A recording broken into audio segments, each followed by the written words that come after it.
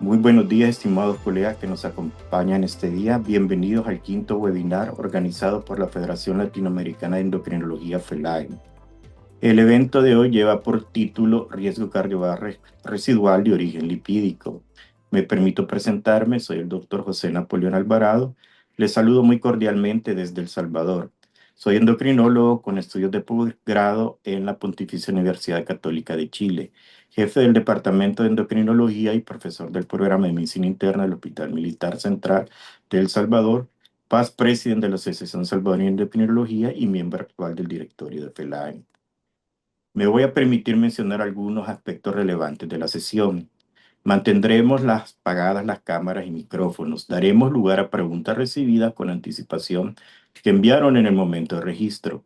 Y también los invitamos a escribir sus preguntas durante esta transmisión en el chat que se encuentra en la parte inferior de su pantalla. Se expedirán certificados por la asistencia continua que nuestro equipo de transmisión verificará al finalizar el evento. El webinar se está transmitiendo en vivo en nuestro canal de YouTube y también quedará a demanda en nuestras páginas web, Facebook y canal de YouTube. A continuación les presento al doctor Carlos Arballero que nos acompaña desde El Salvador, con quien compartiré la coordinación esta mañana.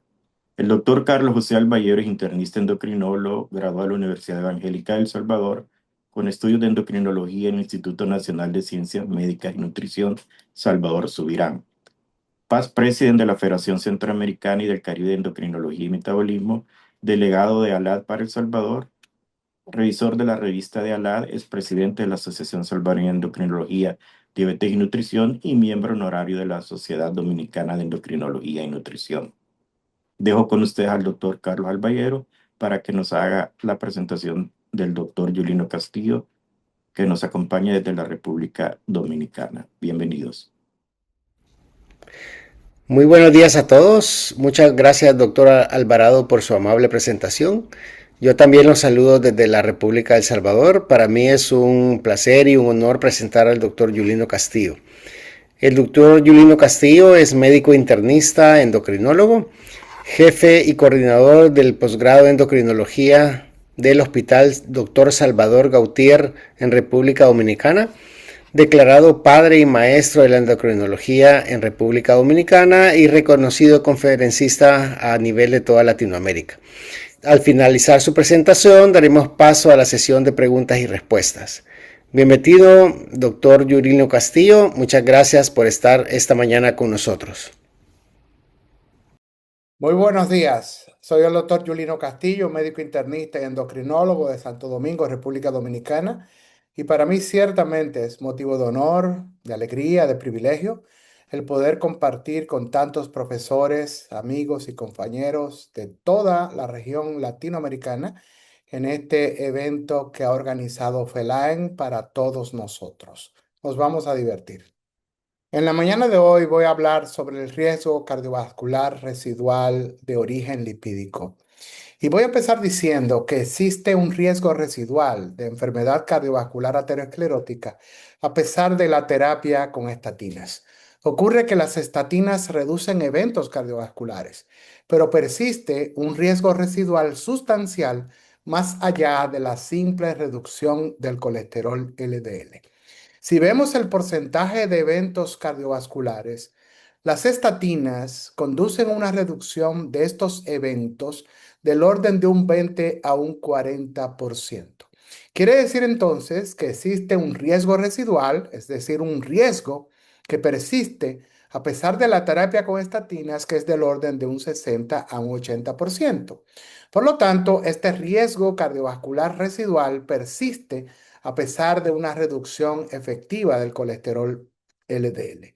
El mensaje clínico en este momento es que la reducción del colesterol LDL es fundamental, pero el riesgo residual requiere una evaluación y un tratamiento más amplios del riesgo cardiometabólico. Y cuando hablamos del riesgo cardiovascular residual, nos estamos refiriendo al riesgo de eventos cardiovasculares o de progresión de la aterosclerosis que persiste a pesar de alcanzar niveles meta de colesterol LDL, a menudo definidos como aquellos menores de 70 miligramos por decilitro.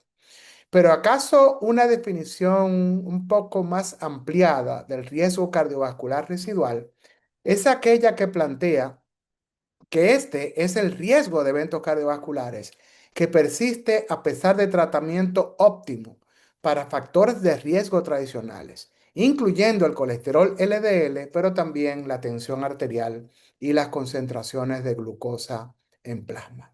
¿Cuáles son los determinantes de este riesgo cardiovascular residual? Tenemos un riesgo cardiovascular residual de naturaleza o de origen lipídica. Y esto está centrado fundamentalmente en un aumento en el número de partículas lipoproteicas aterogénicas, que se ve reflejado por un incremento en las concentraciones de ApoB. Recordar en este momento que cada una de las lipoproteínas aterogénicas presentes en el plasma contiene una sola molécula de ApoB en su superficie o capa externa. Quiere decir que cuando nosotros medimos la ApoB, lo que estamos midiendo es el número de partículas lipoproteicas aterogénicas. También un aumento del colesterol no HDL, también llamado colesterol aterogénico, porque es el colesterol que está contenido en todas las lipoproteínas aterogénicas.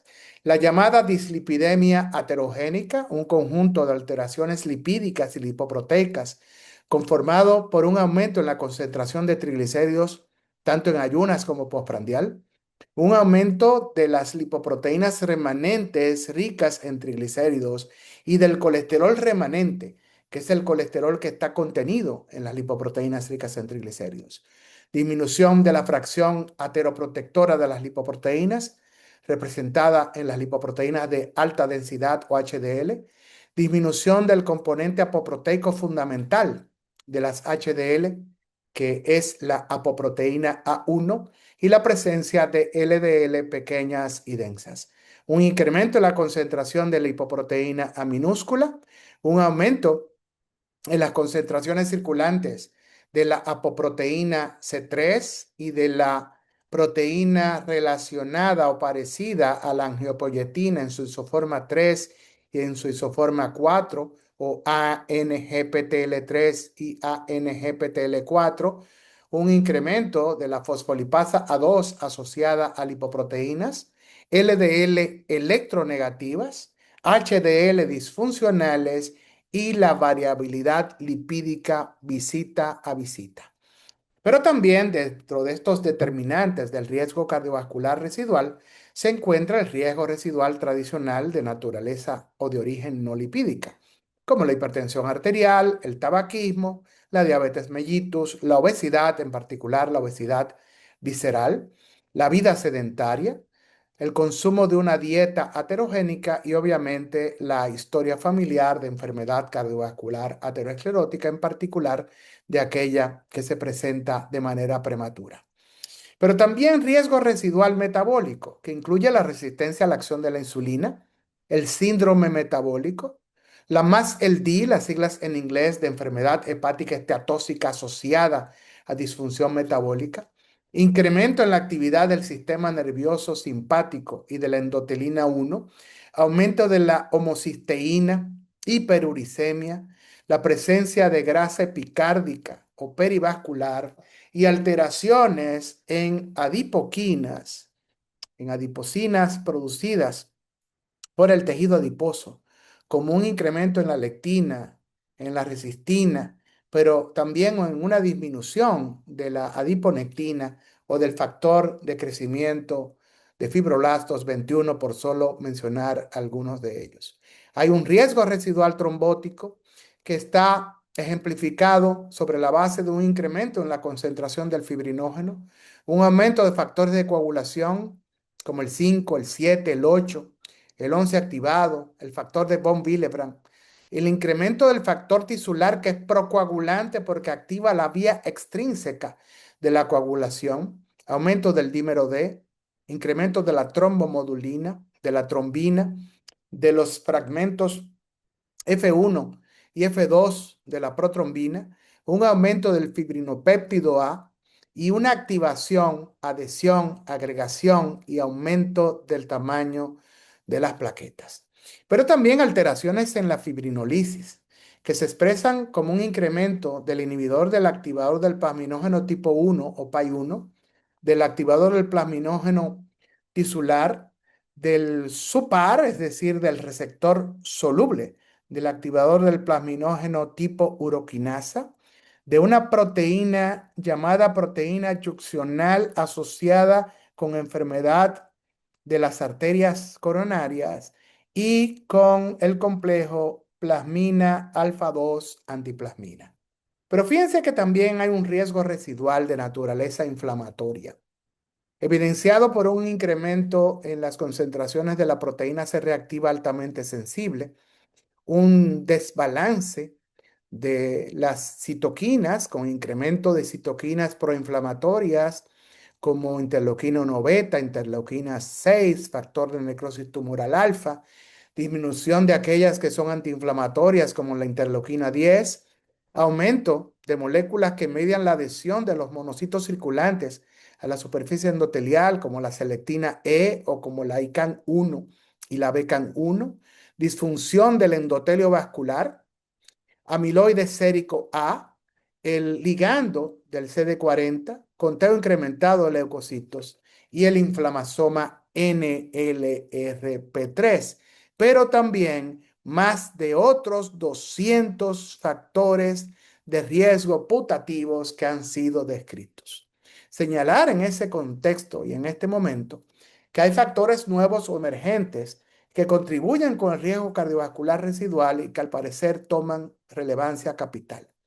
Como enfermedades autoinmunes, lupus eritematoso sistémico, artritis reumatoidea, psoriasis, en particular artritis psoriática, enfermedades infecciosas pulmonares, infecciones de vías urinarias, enfermedad periodontal, que no la podemos dejar que pase de soslayo, disbiosis de la microbiota intestinal, alteraciones en la autofagia o en la mitofagia, el exposoma, es decir, la exposición a contaminantes ambientales, el llamado CHIP, que son las siglas en inglés que traducen a la hematopoiesis clonal de potencial indeterminado, la presencia de cáncer, de radioterapia y ciertos microRNAs que podrían estar involucrados en el contexto de este riesgo cardiovascular residual.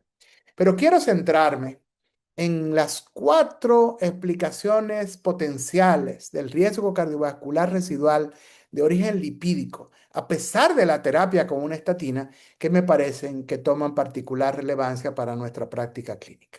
En primer lugar, concentración de lipoproteínas aterogénicas persistentemente elevada, es decir, que persiste elevación de lipoproteínas aterogénicas a pesar de estar utilizando terapia máximamente tolerada con una estatina.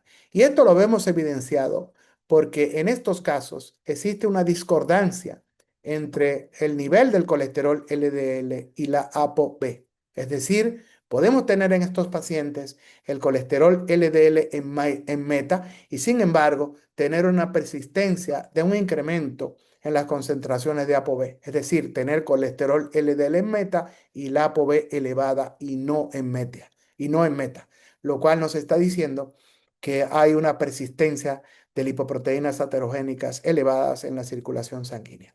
Un aumento del colesterol remanente, que como veremos con detalle más adelante, es el colesterol que está contenido en las lipoproteínas remanentes ricas en triglicéridos, el incremento de la lipoproteína A minúscula y la presencia de HDL disfuncionales.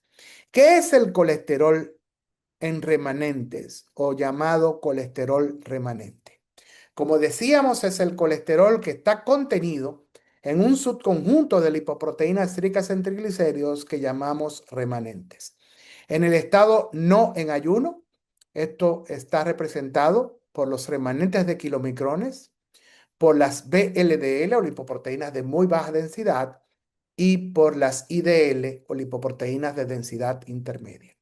Y en el estado de ayuno está representado este colesterol remanente por las VLDL y por las IDL. ¿Qué estamos diciendo? Que el colesterol remanente corresponde a todo el colesterol que no se encuentra en las LDL y en las HDL y que puede ser fácilmente calculado a partir de un perfil lipídico estándar a través de la fórmula que estamos viendo en este momento en la diapositiva. Colesterol remanente es igual a colesterol total menos colesterol HDL menos colesterol LDL. Pero fíjense que la primera parte de la ecuación, colesterol total menos colesterol HDL, corresponde al llamado colesterol no HDL o colesterol aterogénico.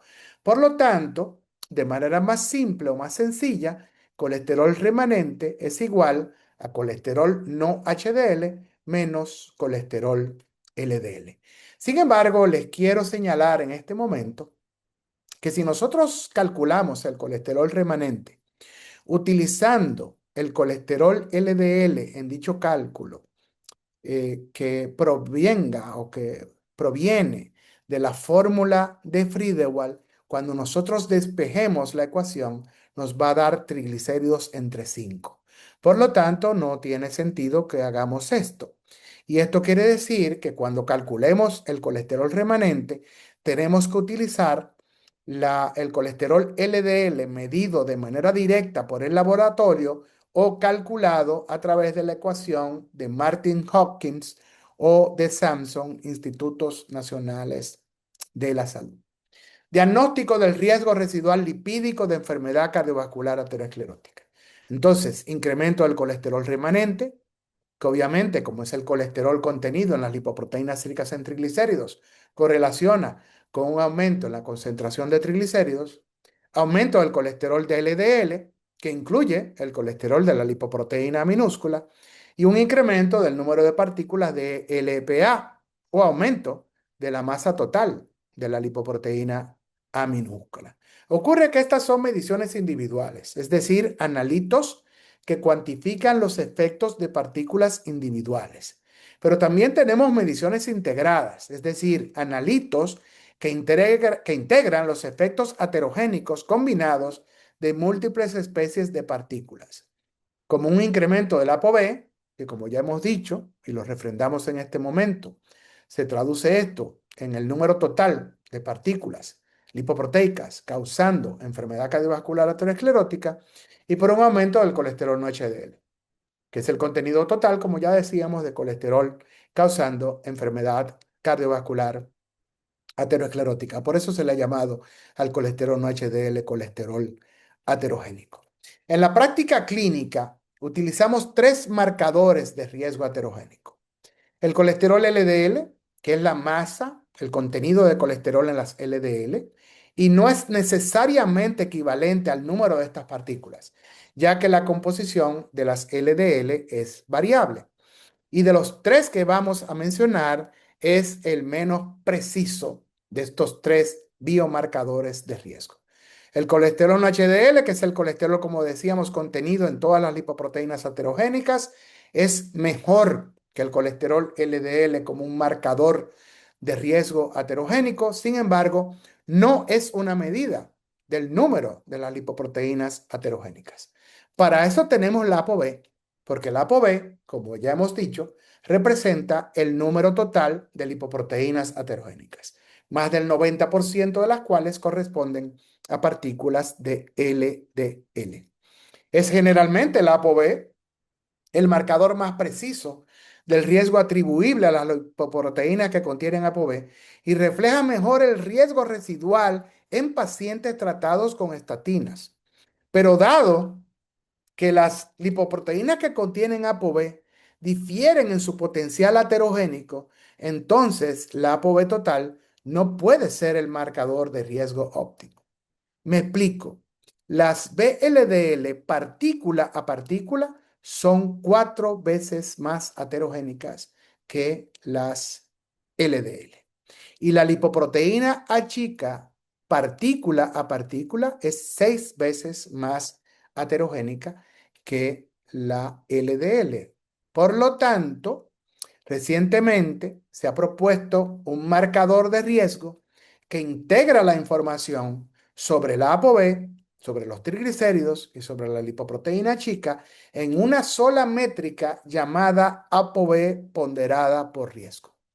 Esto quiere decir, o nace del hecho de que los estudios de aleatorización mendeliana sugieren que tanto la cantidad o número de las lipoproteínas como su potencia, es decir, su heterogenicidad, deben ser tomadas en cuenta para capturar, para atrapar completamente el riesgo asociado con diferentes perfiles de ApoB. En cuanto a la cantidad se refiere, para la persona promedio en la población, las LDL representan el 90% del total de las partículas que contienen ApoB. Las lipoproteínas ricas en triglicéridos constituyen el 9% y la lipoproteína A minúscula el 1%. Y en cuanto a potencia o heterogenicidad se refiere, ya hemos dicho que las lipoproteínas ricas en triglicéridos, partícula a partícula, son 4 veces más heterogénicas que las LDL en estudios de la aleatorización mendeliana, repito, y que la lipoproteína A minúscula es 6 veces partícula a partícula más heterogénica que la LDL, también derivado a este conocimiento de estudios de aleatorización mendeliana. Conceptualmente, entonces, la ApoB ponderada por riesgo proporciona una métrica resumida no solo del número total de lipoproteínas heterogénicas, que es lo que refleja la ApoB total, sino que también toma en cuenta su diferente potencial heterogénico. De ahí el término ponderada por riesgo. Y se calcula a través de la fórmula que estamos viendo en este momento en la diapositiva. Fíjense que toma en cuenta la concentración o el nivel de triglicéridos, de lipoproteína minúscula y de ApoB expresados estos 3 elementos, en este caso en miligramos por decilitro. Pero como a nosotros los médicos no nos gusta hacer ecuaciones y estar haciendo cálculos, fíjense que entrando a Internet, nosotros podemos buscar el calculador del ApoB ponderada por riesgo. Fíjense que está en el recuadro en color rojo y de esta manera introduciendo la concentración de triglicéridos, de lipoproteína chica y del ApoB, nos va a dar este calculador, la ApoB ponderada por riesgo. Ocurre que el ApoB y el colesterol no HDL reflejan mejor el riesgo residual que el colesterol LDL en pacientes tratados con estatinas. Fíjense que en este estudio se aplicó un análisis de discordancia para comparar cómo el colesterol LDL, el colesterol no HDL y la ApoB predecían el riesgo residual en más de 13.000 sujetos tratados con estatinas en el estudio de la población general de Copenhague, que tuvo 8 años de seguimiento. Fíjense que los valores que se tomaron en cuenta de acuerdo a la media de esta población para colesterol LDL fue de 89 miligramos por decilitro, la media, para colesterol HDL 120 miligramos por decilitro y para ApoB 92 miligramos por decilitro. Y se evaluó el impacto de estos marcadores sobre el riesgo de la mortalidad y la mortalidad global por todas las causas y el riesgo de infarto del miocardio. Fíjense que cuando el colesterol LDL estuvo incrementado por encima de la media y al mismo tiempo estaba disminuido por debajo de la media el colesterol HDL, no hubo un incremento de la mortalidad y tampoco del riesgo de infarto del miocardio. Cuando hubo un incremento del colesterol LDL con ApoB disminuida, tampoco hubo un aumento del riesgo de mortalidad ni del riesgo de infarto del miocardio. Pero fíjense que a pesar de que el colesterol LDL estuviese por debajo de la media, si el colesterol no HDL estaba elevado, esto confirió un riesgo de mortalidad incrementado en un 18% y un riesgo incrementado de infarto al miocardio de un 78%. Y fíjense que ocurrió lo propio si el colesterol LDL estaba disminuido, por la ApoB estaba discordantemente elevada. Riesgo de mortalidad incrementado en un 21% y riesgo de infarto al miocardio aumentado en un 49%, todo ello con significancia estadística. Y fíjense que si el colesterol HDL estaba disminuido y la ApoB estaba elevado, el riesgo de mortalidad se incrementó en un 21%. Y si había un incremento del colesterol HDL, aumento del ApoB, disminución del colesterol LDL, hubo un incremento del riesgo de mortalidad de un 23% y del riesgo de infarto del miocardio en un 82%. Quiere decir que en pacientes tratados con estatinas, la ApoB y el colesterol no HDL elevados, pero no el colesterol LDL, están asociados con riesgo residual de mortalidad por todas las causas y de infarto del miocardio. Y que el análisis de discordancia muestra que la ApoB en pacientes tratados con estatinas, ojo, es un marcador más preciso del riesgo de mortalidad por todas las causas que el colesterol LDL o que el colesterol no HDL, y también más preciso del riesgo de infarto del miocardio que el colesterol de LDL. Y aquí vamos a ver en un estudio de 17.035 sujetos o individuos, la efectividad de la terapia con estatinas en reducir el nivel del colesterol LDL, de colesterol no HDL y de ApoB en 11 estudios. Fíjense que cuando se toma en cuenta el porcentaje de disminución con la terapia, las estatinas producen una mayor disminución del colesterol LDL que aquella que producen del colesterol no HDL y del ApoB. Y si vemos esto mismo, pero expresado en percentila de población alcanzada, vemos que las estatinas consiguen una mayor reducción del colesterol LDL que del colesterol HDL y que de la ApoB. Y por lo tanto, existe una brecha de tratamiento. ¿Qué estamos diciendo? Que muchos pacientes que logren el nivel meta de colesterol LDL y de colesterol no HDL con las estatinas van a continuar teniendo un número elevado de partículas de LDL evidenciado por incremento en la ApoB y por lo tanto tendrán persistencia de este riesgo cardiovascular residual a pesar de la terapia con una estatina.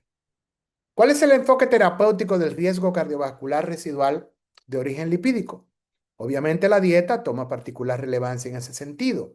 Dieta rica en grasas monoinsaturadas, aceitunas, aceite de oliva, aguacate, nueces, rica en ácidos grasos omega 3, es decir, un patrón de dieta mediterráneo, con hidratos de carbono complejos y con alto contenido de fibra, brócoli, manzanas, fresas, higo, avenas, reducción de peso, reducir la ingesta de alcohol, aumentar la actividad física, suspender de manera definitiva el tabaquismo en el caso de que el paciente sea fumador, un sueño adecuado y el uso de fármacos en el caso de que así se requiera.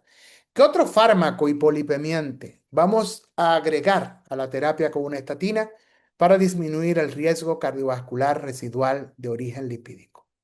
Si tenemos una concentración de partículas aterogénicas que persiste elevada a pesar de la terapia de máxima intensidad o máximamente tolerada con una estatina, nosotros podríamos añadir ezetimiba, agregar resina secuestradora de ácidos biliares, lo coloco en signo de interrogación, porque si bien las resinas secuestradoras de ácidos biliares, como la colestiriamina, han mostrado, y lo demostraron en la era preestatina, reducir desenlaces cardiovasculares, no tenemos evidencia de disminución de eventos cardiovasculares con la combinación de estatina con resina secuestradora de ácidos biliares. Y lo propio ocurre con el ácido bempedoico.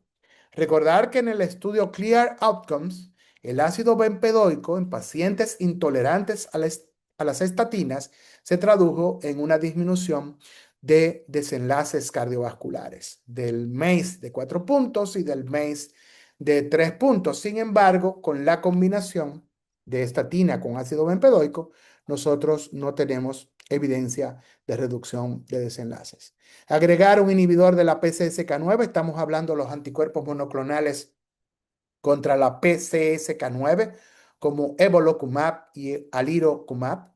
Si lo que hay es hipertrigliceridemia persistente, podríamos agregar fenofibrato, agregar niacina, pero no se demostró beneficio sobre desenlaces cardiovasculares en el estudio ENHYPE y tampoco en el HPS2 TRIBE.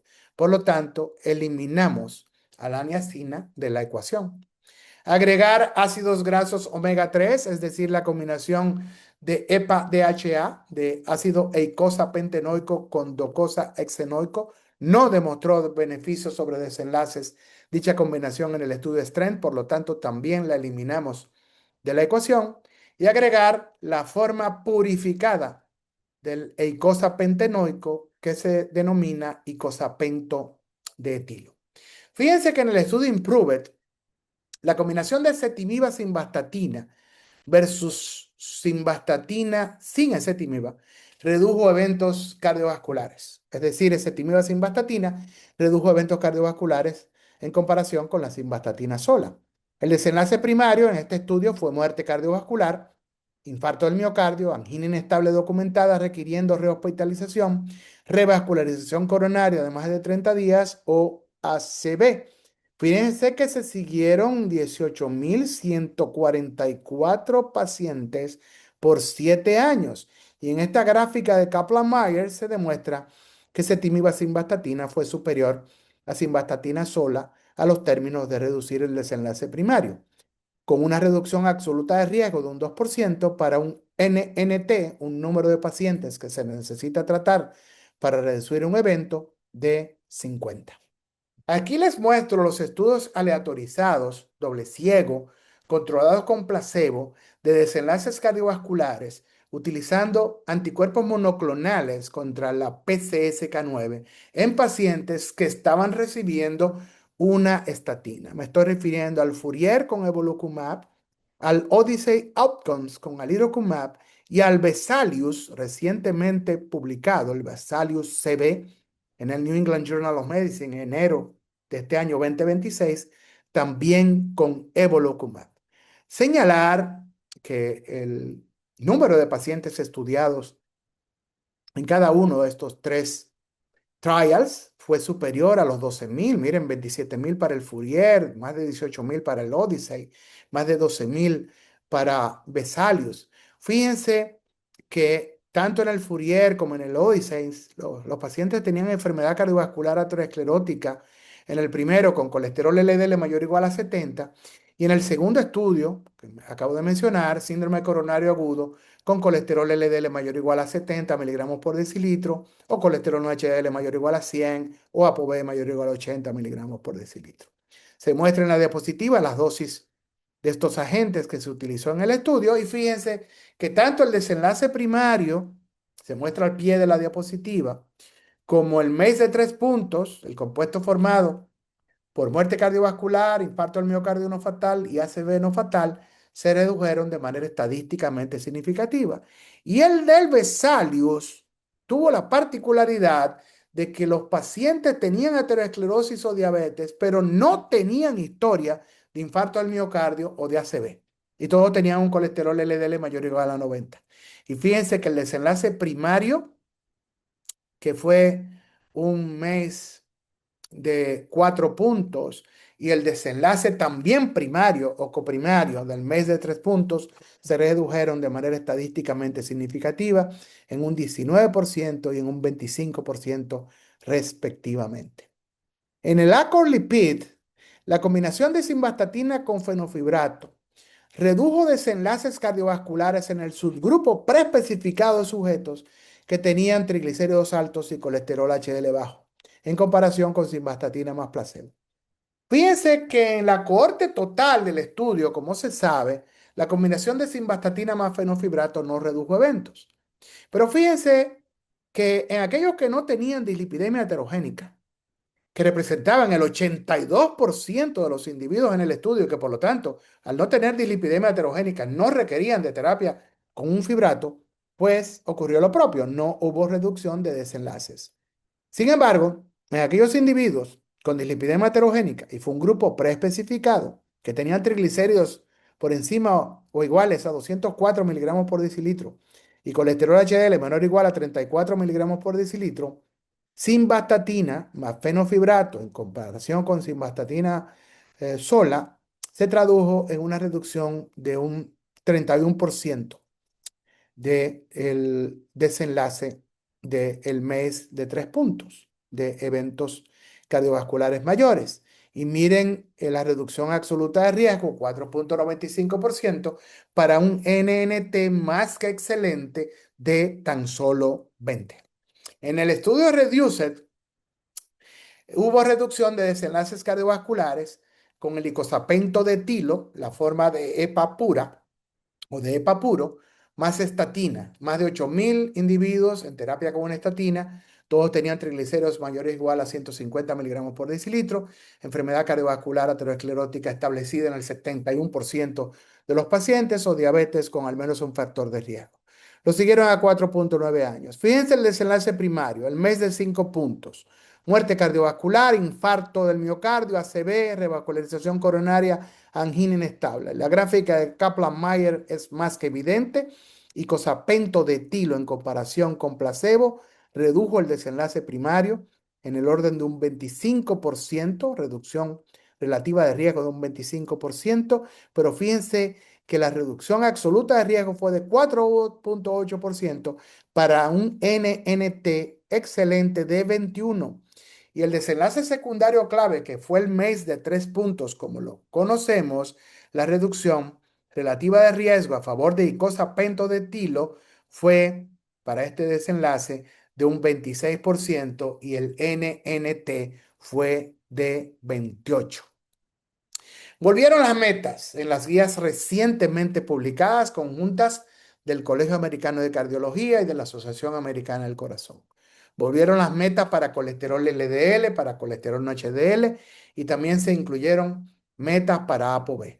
Fíjense que para riesgo limítrofe a intermedio, evidenciado por un riesgo de enfermedad cardiovascular aterosclerótica, calculado por la nueva ecuación PREVENT a 10 años, de 3 a menos del 5%, estamos hablando de riesgo limítrofe, o de 5 a menos del 10%, estamos hablando de riesgo intermedio, o riesgo de enfermedad cardiovascular aterosclerótica a 10 años menor del 3%, pero colesterol LDL mayor o igual a 160 miligramos por decilitro, o historia familiar o riesgo a 30 años, también calculado con Prevent, mayor o igual a 10%, o diabetes tipo 2 sin enfermedad cardiovascular aterosclerótica, factores de riesgo, o score de calcio coronario de 1 a 99, la meta que se plantea de colesterol LDL de menos de 100 miligramos por decilitro, la de colesterol no HDL de menos de 130 y la de ApoB de menos de 90.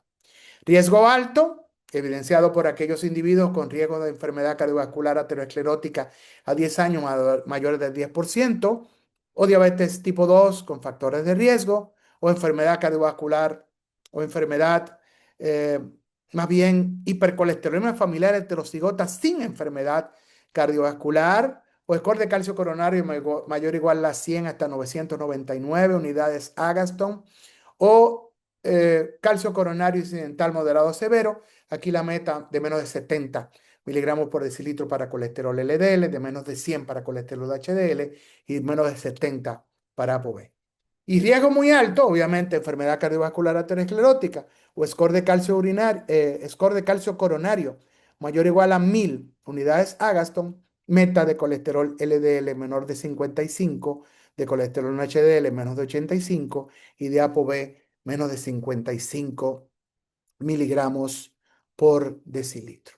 Les muestro en este momento para llevar a la casa el algoritmo paso a paso para optimizar el manejo lipídico más allá del colesterol LDL. En primer lugar, evaluar el colesterol LDL. Lo encontramos en meta, dependiendo de la categoría de riesgo en la que se encuentra el individuo. Si la respuesta es que sí, vamos a continuar la terapia actual.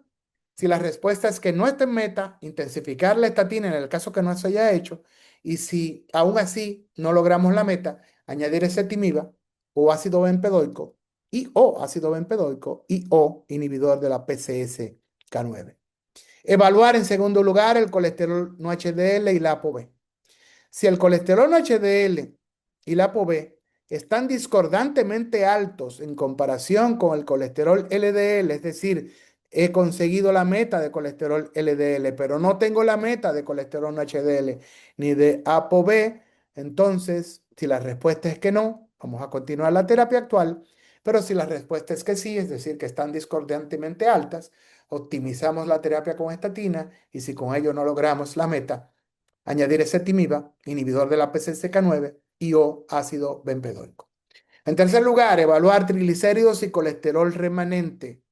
Si los triglicéridos están encima de 133 hasta 500 miligramos por decilitro, o el colesterol remanente está por encima de 27 miligramos por decilitro, entonces añadiríamos icosapento de etilo para reducir riesgo de enfermedad cardiovascular aterosclerótica. La dosis es de 2 gramos cada 12 horas. Considerar fenofibrato para reducir el riesgo de enfermedad cardiovascular aterosclerótica, y si hay historia de o preocupación por hipertrigliceridemia severa y pancreatitis aguda, también considerar el uso del fenofibrato. Evaluar en cuarto lugar la lipoproteína minúscula, si está elevado es mayor de 50 miligramos por decilitro. Optimizamos el control global de todos los factores de riesgo de enfermedad cardiovascular aterosclerótica posibles o modificables. Intensificar la reducción del colesterol LDL, de colesterol HDL y de ApoB, y considerar si vamos a utilizar un fármaco, preferencialmente inhibidor de la PCSK9. Voy a finalizar con este enfoque para el manejo del riesgo residual en pacientes con enfermedad cardiovascular aterosclerótica. Tengo un paciente que tiene enfermedad cardiovascular aterosclerótica o que está en alto riesgo para desarrollarla. Va a estar requiriendo estatina con aspirina, la terapia fundamental. Si la cuestión biológica es riesgo residual por colesterol, el biomarcador crítico va a ser colesterol LDL mayor de 55 miligramos por decilitro, porque recuérdense que con enfermedad cardiovascular aterosclerótica tengo que perseguir la meta de menos de 55 miligramos por decilitro de colesterol LDL. La intervención potencial, estatinas que pueden estar añadidas o no dependiendo de que se consiga la meta o no, con ezetimiba, ácido bempedoico o inhibidor de la PCSK9. Riesgo residual por triglicéridos: si los triglicéridos están arriba de 135 miligramos por decilitro, añadir a la terapia con estatina y icosapento de etilo. Riesgo residual por lipoproteína chica, es decir, biomarcador crítico, lipoproteína chica mayor o igual a 50 miligramos por decilitro, considerar un inhibidor de la PCSK9, porque los estudios con fármacos que reducen la lipoproteína A minúscula se encuentran en curso. Riesgo residual inflamatorio: el biomarcador crítico es proteína C reactiva mayor o igual a 2 miligramos por litro, y aquí una intervención potencial podría ser la colchicina.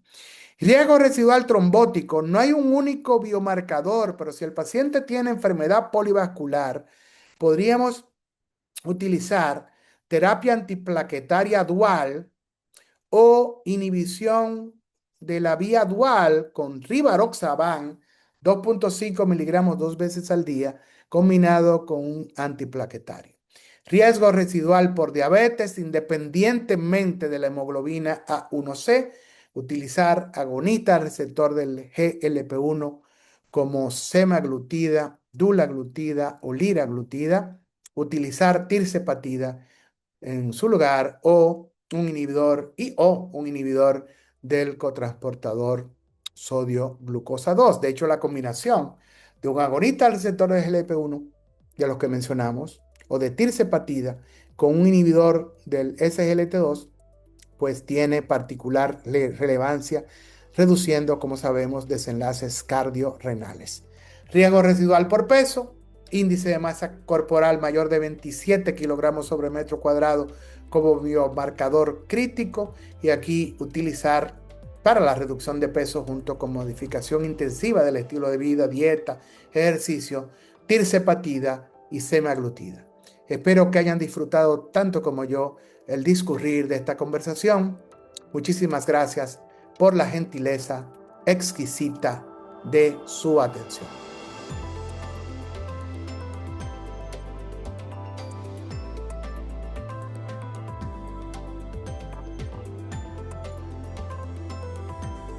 Muy buenos días, estimados colegas, agradeciendo de antemano la excelente presentación del doctor Yulino Castillo y agradeciendo también al doctor Carlos Arballero por su disposición a colaborar con este webinar. Quiero hacer una atenta invitación, hoy que tenemos ya su atención, para el próximo 15 de agosto, 8 de la mañana, hora México, Continuaremos con nuestro programa de educación médica continua con el siguiente webinar. El tema: cambios de paradigmas en el tratamiento del hipertiroidismo, a cargo de la doctora Alejandra Lanas de la República de Chile, en coordinación con los doctores, doctora Cecilia Carrizo de Argentina y el vicepresidente de FELAEN, doctor Pedro Pineda. Entonces, desde ya les hacemos una invitación para que estén pendientes del próximo 15 de agosto, 8 a.m. hora México. Damos inicio al set de preguntas. Iniciamos, doctor Yulino. Preguntan: ¿qué papel juega la lipoproteína A en el riesgo residual y qué estrategias emergentes considera más prometedoras para su reducción? Y asociada a esta pregunta, entre los inhibidores de PSK9 y terapias dirigidas a lipoproteína A, ¿cuál cree que tendrán mayor impacto en reducir el riesgo residual en los próximos 5 años? Sí, buenos días. Gracias, amigos queridos. Gracias a José Alvarado, a Carlos Alballero, por participar junto conmigo. Honor y privilegio para mí en este webinar que FELAEN pues, nos ha preparado de manera exquisita para todos nosotros. Fíjate que tenemos terapias que están específicamente dirigidas a la reducción de la lipoproteína chica y que estas terapias se encuentran en este momento siendo evaluadas en estudios de desenlaces cardiovasculares. Estamos hablando de estudios aleatorizados, controlados y doble ciego, cuyo objetivo fundamental va a ser demostrar si efectivamente la reducción de la lipoproteína chica se va a traducir o no en una reducción de desenlaces cardiovasculares, que es lo que precisamente nos importa. Y ocurre que dentro de estas terapias tenemos al pelacarsen, que es un oligonucleótido antisentido dirigido contra la apoaminúscula de la lipoproteína chica, disminuye, por así decirlo, la síntesis hepática de la lipoproteína A chica y de hecho las concentraciones que logra de reducción de lipoproteína chica son superiores al 80, al 90%. Hay un estudio que se llama LPA Horizon que está siendo llevado a cabo con este fármaco, con el pelacarsen, y ocurre que los resultados se esperan que los tengamos disponibles a finales de este año. A mí me gustaría que estuvieran para noviembre, la próxima reunión de la Asociación Americana del Corazón. Está evaluando este estudio, el impacto que tiene sobre el mes de 3 puntos, sobre los eventos cardiovasculares adversos mayores, la reducción de la lipoproteína chica. Pero tenemos otros fármacos que están en curso siendo evaluados en estos estudios. Está el olpasiran y el lepodisiran, que son ambos RNA interferentes pequeños contra la apoaminúscula de la lipoproteína chica, también con un poder reductor de la lipoproteína chica que supera el 90%. Los estudios para el primero que mencioné, el olpasiran, pues van a estar disponibles, se supone, también para fines de este año. Y con lepodisiran van a estar para el 2031. Y hay una molécula que se llama muvalaplin, que tiene la particularidad de que se administra por vía oral, a diferencia de los otros tres que mencioné, que se administran por vía subcutánea. Este es por vía oral, el muvalaplin, que tiene la particularidad de que evita la asociación de la ApoB con la apoproteína A minúscula para que de esta manera se sintetice la lipoproteína A chica. También hay un estudio en curso que se esperan sus resultados para el 2031 muy probablemente. Sin embargo, en este momento que no contamos con estos fármacos específicos para reducir lipoproteína A minúscula, nosotros sí tenemos un impacto de los anticuerpos monoclonales contra la PCSK9, reduciendo de manera significativa la PCSK9. Nosotros en nuestros países, salvo México, Argentina, no tenemos evolocumab, tampoco tenemos alirocumab. Sin embargo, tenemos un RNA interferente pequeño contra la PCSK9 que es el inclisiran. Todos ellos, los tres, evolocumab, alirocumab, inclisiran, reducen lipoproteína A chica en el orden de un 20 o un 25%. Son los agentes disponibles al momento actual que tienen un mayor impacto reductor de la lipoproteína chica. Creo que se había preguntado también que cuál era el impacto de otras moléculas como ácido bempedoico, por ejemplo, sobre la lipoproteína chica, y el impacto del ácido bempedoico es neutro sobre la lipoproteína chica. Las estatinas también, en el metaanálisis más grande publicado, el impacto sobre la lipoproteína chica es neutro. Aumentó en un 1% en el metaanálisis más grande. Hay algunos estudios que han sugerido que la lipoproteína minúscula podría elevarse con las estatinas, pero en este metaanálisis el impacto de, de las estatinas sobre el EAPA chica es neutro. Lo propio ocurre con los fibratos como fenofibrato, un impacto insignificante sobre lipoproteína chica y tampoco tiene un efecto reductor el icosapento de tilo, por mencionar los que tenemos disponibles. Ezetimibe, el impacto también es prácticamente neutro sobre lipoproteína minúscula.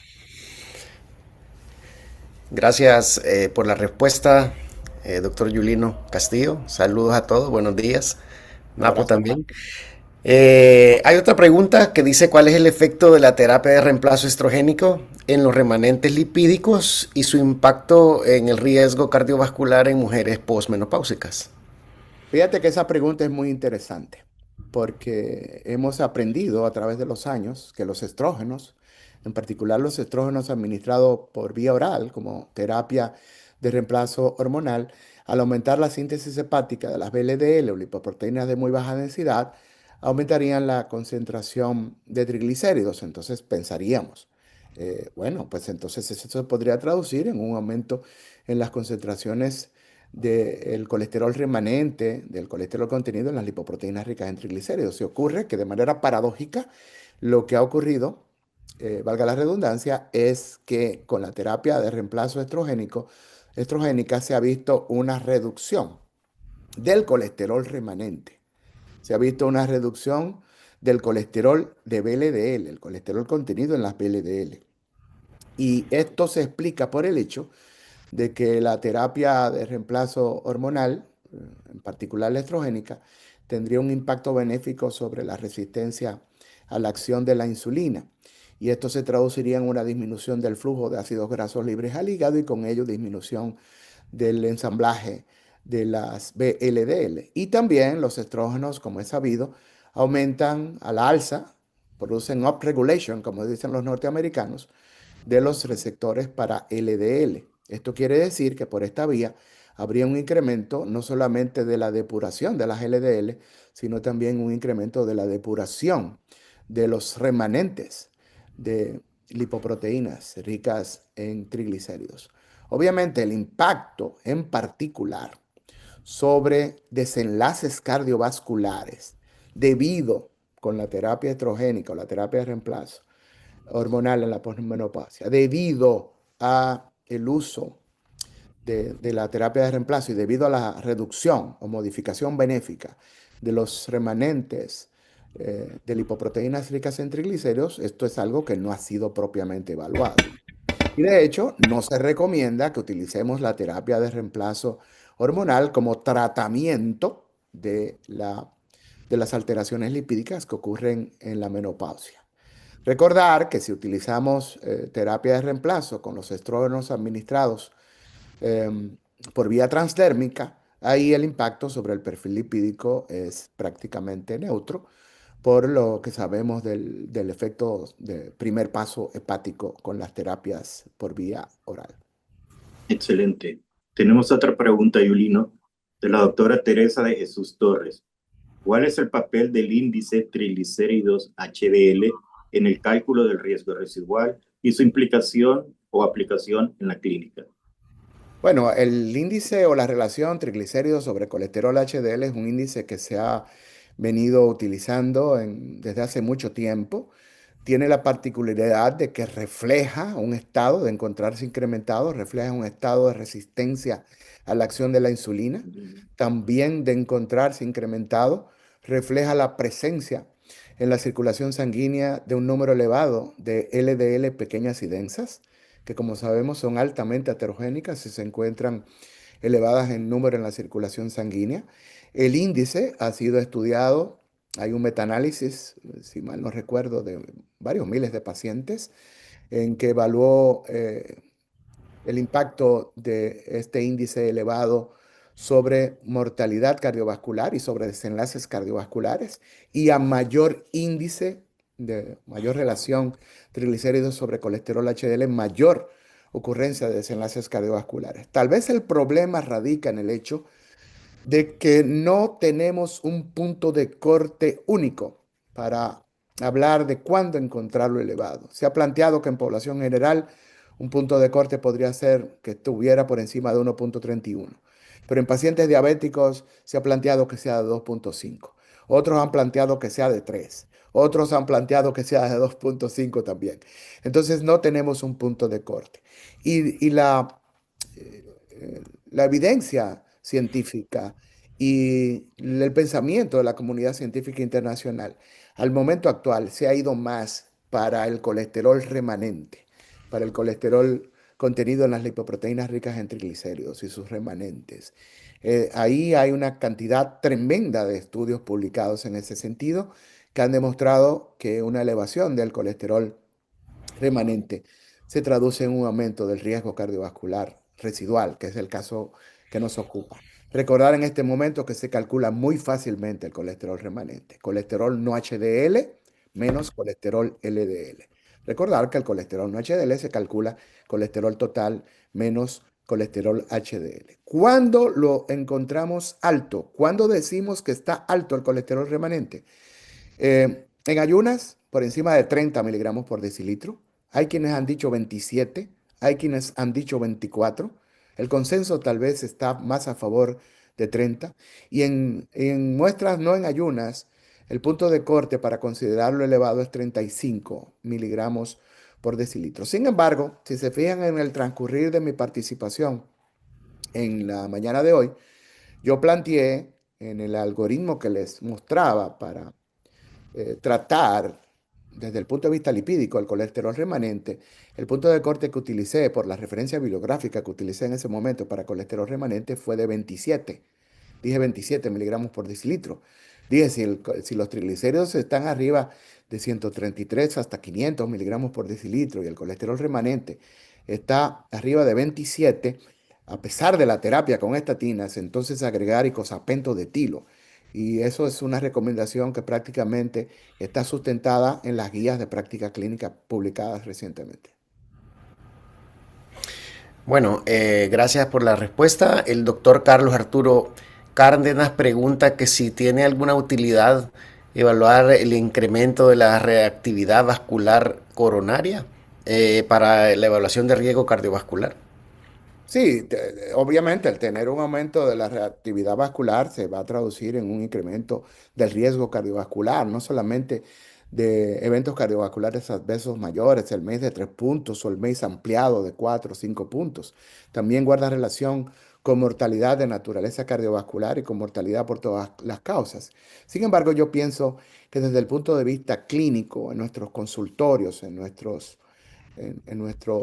tú a tú con el paciente, los marcadores que no deben de faltar cuando hacemos la evaluación son obviamente el colesterol LDL, el colesterol no HDL, la ApoB, en el caso de que la tengamos disponible en nuestros países. En República Dominicana la tenemos disponible para nuestra práctica clínica desde hace, yo diría que casi 20 años. Eh, la ApoB ponderada por riesgo, que la comenté, es una nueva métrica. El artículo se publicó en este mismo mes de julio, o sea que todavía nos falta evidencia en ese sentido, pero la ApoB ponderada por riesgo la podemos calcular entrando al sitio del internet para el calculador de ApoB ponderada por riesgo y tenerlo eso como elemento. Y yo pienso también que el colesterol remanente es algo que no podemos soslayar y tampoco soslayar la determinación de la lipoproteína A minúscula, porque la lipoproteína A minúscula, todas las guías de práctica clínica concuerdan al momento actual que debe ser medida en todos los pacientes, en todos los pacientes adultos, por lo menos una vez en la vida.